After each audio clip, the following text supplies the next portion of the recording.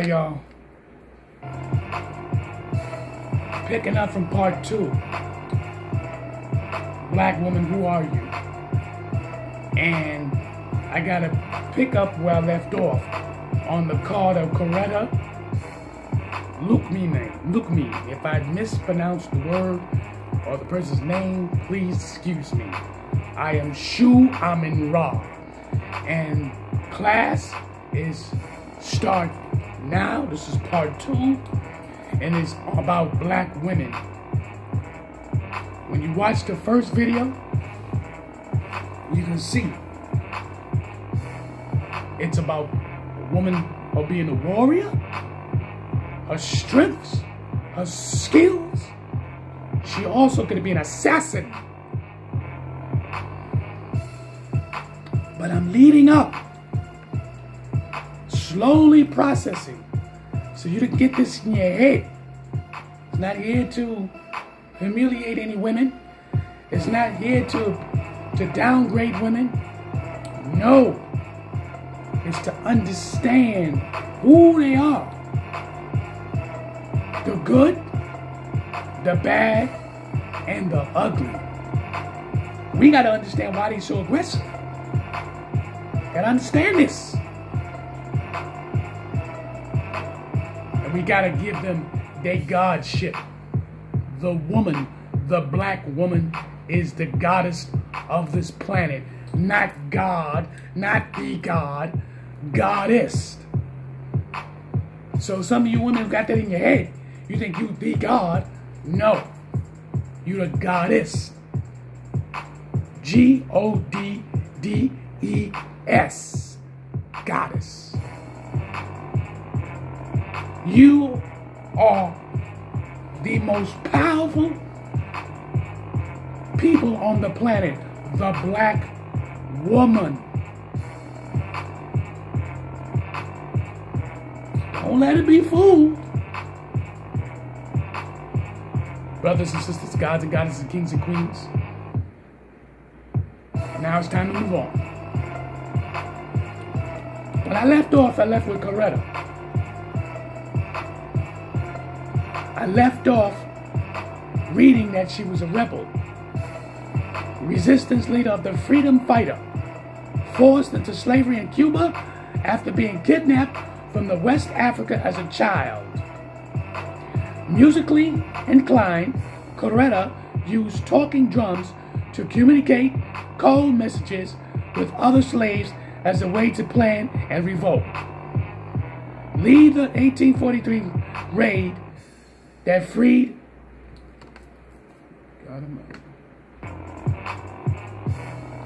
excuse me.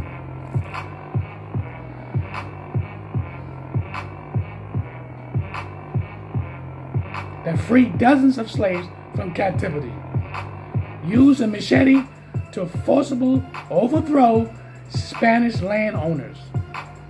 Captured a year after the revolt began, but not before, liberating slaves from many different plantations in the area. Inspired by many other uprisings of those who wanted to see and end slavery in Cuba.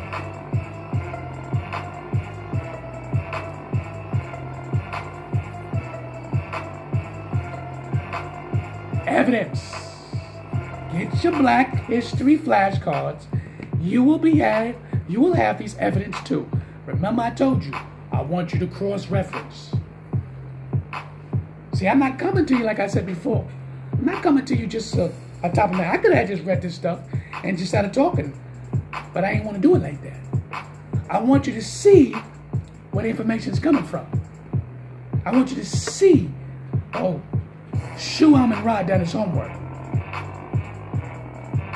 I done my homework. You see I got my books. I got the 400 years without a comb. I got Sankofa. If any one of y'all seen the movie Sankofa, trust me, you need to see it. Because some of you women have lost your power. You got so Americanized, you got so Europeanized, You don't feel your true spirit power. You follow everything they tell you to do. When you used to be the leader, you followed side by side with your husband and fought wars after countless wars. You stood beside your king and killed. You stepped in front of the bullet and saved Marcus Garvey's life. I'm going to go on. Don't you worry. I'm going to go on. Who are you? I'm going to show you. I'm going to show you. One of my favorites. She's definitely one of my favorites. Harriet Tubman. Harriet Tubman. Escaped slave, abolitionist, and an armed spy during the Civil War. Escaped from slavery and began freeing her family members through the connected network of safe houses called the Underground Railroad. Led approximately 300 slaves to freedom in the North during her lifetime, earning her the nickname Moses. Served as a soldier, American spy, cooked and nursed in the Union Army during the Civil War. Continued to work in the support of the women's equal rights and the rights of women who voted under her death. 1913, John Brown shared his plane to raid Harper Ferry with her. She was buried with military honors in the Fort Hill Cemetery in New York. Harriet Tubman. Harriet Tubman. She didn't just free slaves. She was in the army. Now, put this in your head. Put this in your head. Free 300 slaves. Her family was first. Oh, she wasn't no joke. She wasn't no joke. I had seen, and this ain't the top of my head, it was an article, and maybe some of y'all probably seen it or heard it. She would state, if a slave didn't want to run away, and he was basically saying, oh, we should go back home, most likely, he never went home, or she never went home. They died right there on that spot. Because she said, if you allow them to live, they're going to go back and we all going to get busted. We all going to get killed. Because the slave mind is still a slave. And that's how so many of you are today. Your mind is still a slave. That's why I don't chill. I don't hang out with a lot of you people. I don't. I don't. Especially no woman. You got to get a woman who's prepared to die. To die. It tells you she was ready to die. It tells you she was ready to die. Huh? These are real women. These women don't play games. Their whole mentality was about the love of their people. And they're going to do everything they got to do to make sure their people survive in the future.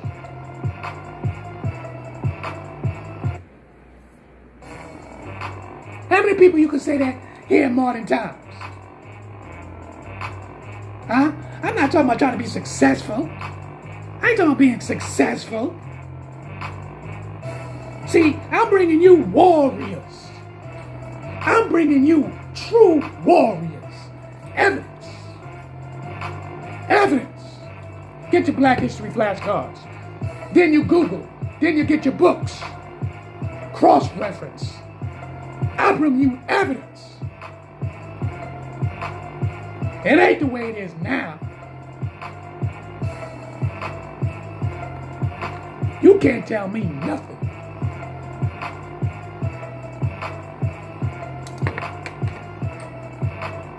Now, there's women that help on the other side of the field.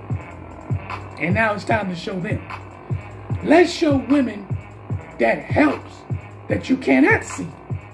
They in the corporate world, they in the workforce, but they putting in that work. They put in that work to help their people.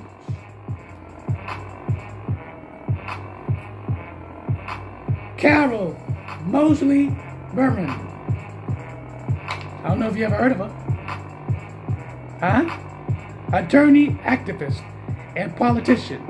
Earned a law degree in 1972 and took a position as a U.S. attorney in Chicago 1973.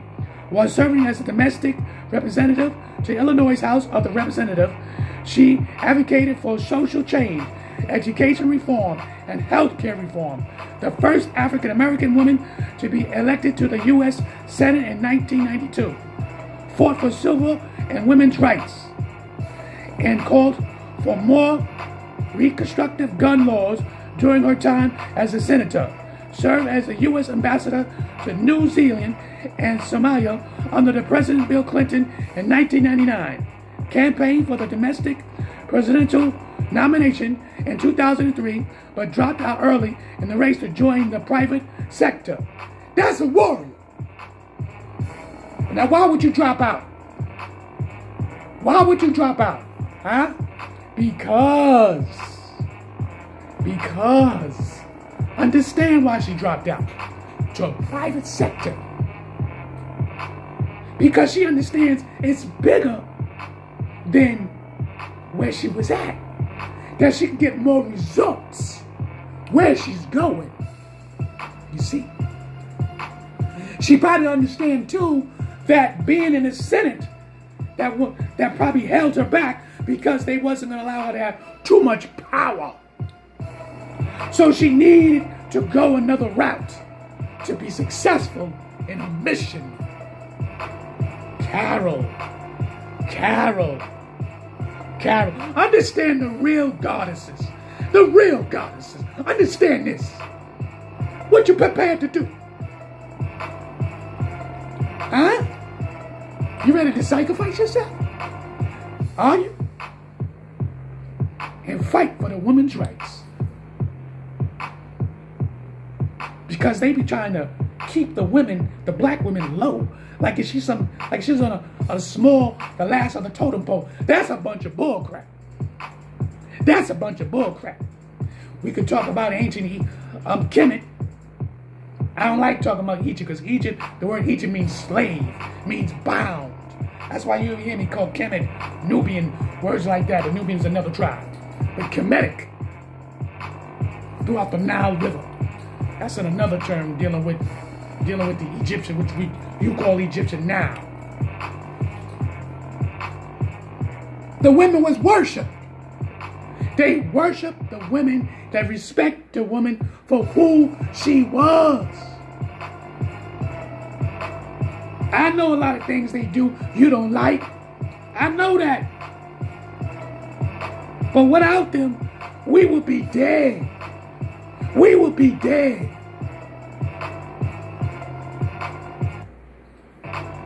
You think this is a game? Without the women, you'll be dead. Don't be fooled.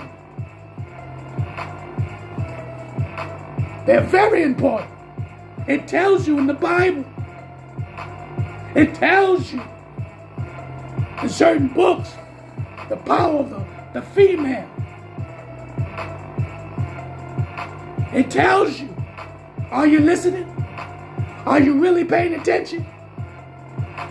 Their role is significant to our role. Without them, we're in trouble. You understand? So you might not like what they say. You might not like what they do. But sit back and use your common sense and say to yourself, Is she sacrificing herself for me? Because she is. And if she is, she's trying to push you into the future.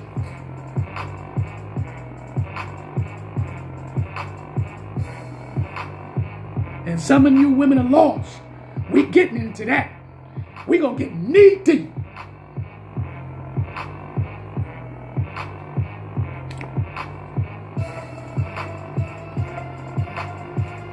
This name is kind of hard, y'all. It's Shamanda. I think I got it. Shamanda Nagizi Hachi. I think I'm saying it wrong. But the poet, novelist, and author of the African Feminist Lecture traveled from Nigeria to the U.S. to further her education and communication, political science, and African studies. Penta Prize winner, the novel Purple Hibiscus, as well as the several book of poetry and the novels. Elected into the American Academy of Arts, Science, Intellectual Honors. Speak regularly on women's issues and promotes feminism through her works.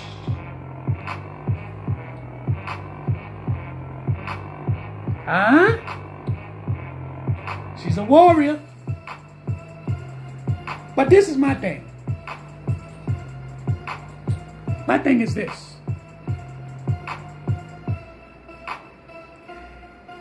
If you know your history, right? And you ain't got to be no scholar to know your history. All you basically do is you're re-educating yourself. Re-educate yourself away from the white supremacy system.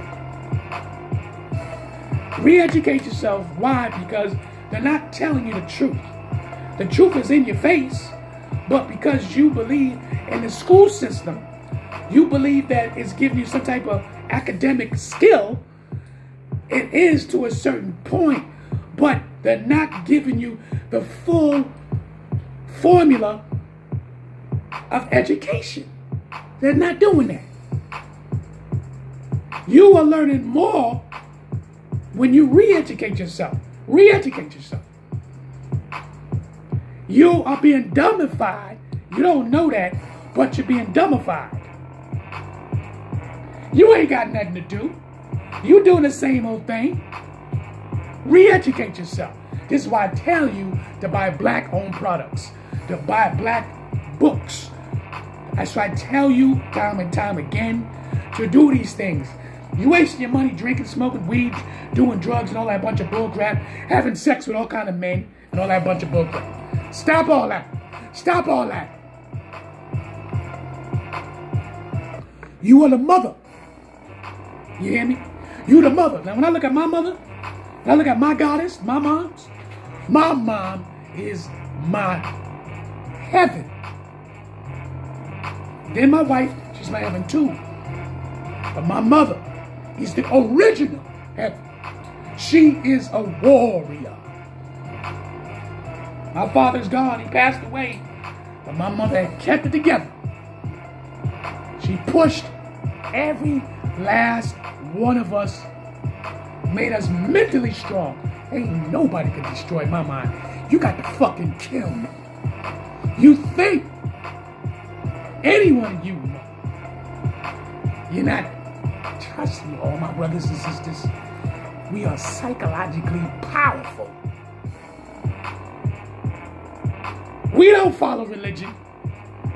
We don't follow it. We're going to get into that too. We used to though. I'm telling you real facts. We were Jehovah's Witnesses for many years. Ain't no faking it. Ain't no faking it up in here. We were duped. We were duped. But then, slowly but surely, we started coming out of it. Something wasn't correct. The spiritual gods came and opened up our mind, which is our ancestors. Slowly but surely, you was being connected to your ancestors.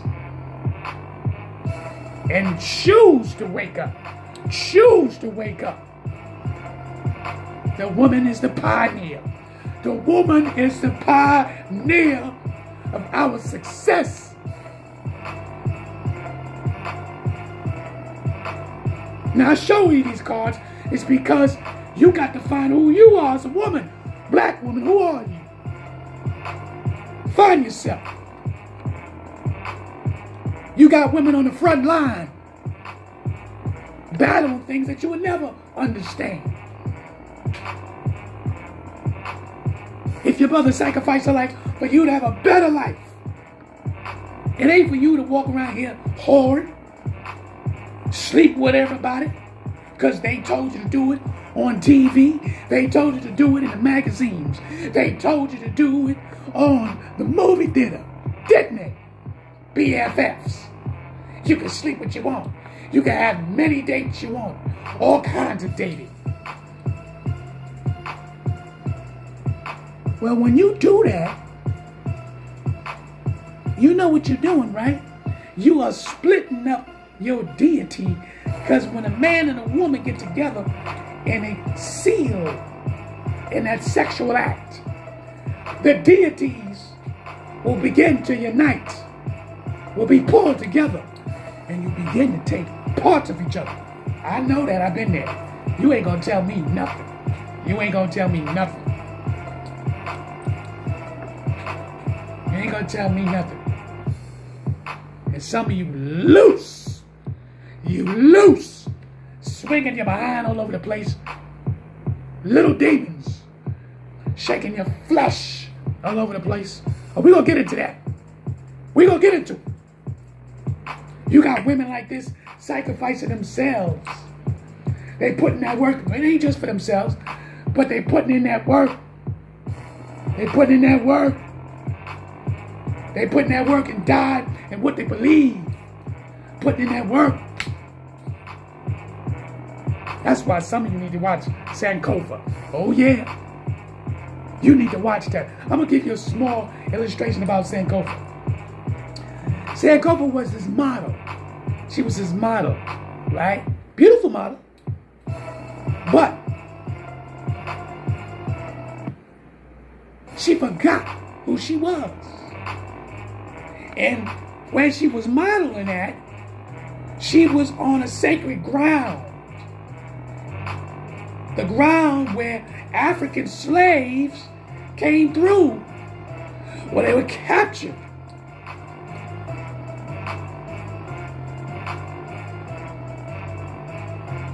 What happened was the ancestors pulled her in, brought her spirit back as a slave.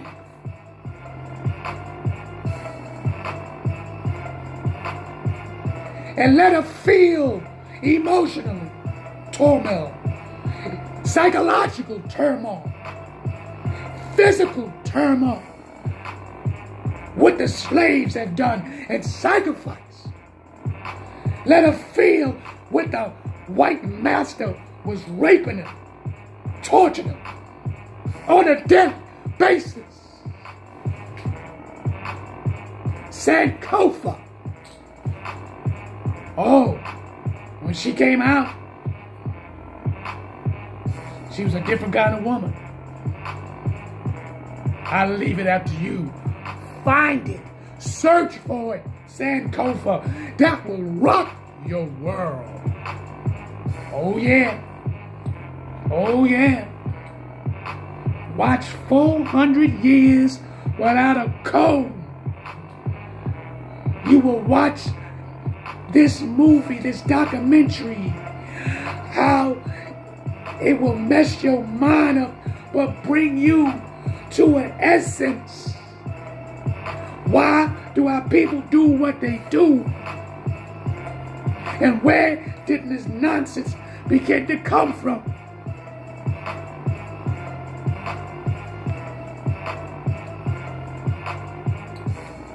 Escaping from the Willie Lynch. Escaping.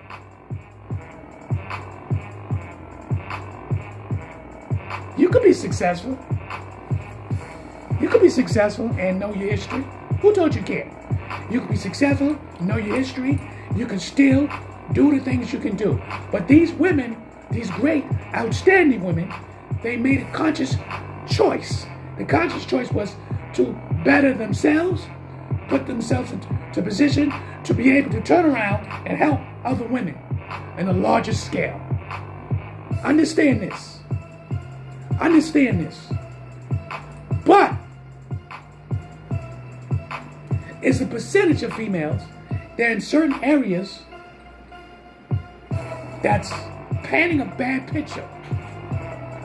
And this is why I have to do this video, this class today, because it looks like it's becoming rapidly.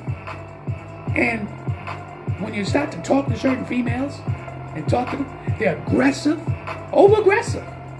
You can't even say, how you doing? Hello. Hey, what you want? How you doing? What you talking like that for? What's wrong with you? Degrade their man in public? Huh? Talking about if you ain't got a big penis. All these things going to be talked about in part 3. Y'all better get ready, because I'm going to show you some stuff that you're not going to like. But we got to address these things, because all these women, I picked the ones I want, are successful, and the sacrifices they had to make. And for me to see and hear a lot of these things, black women, who are you?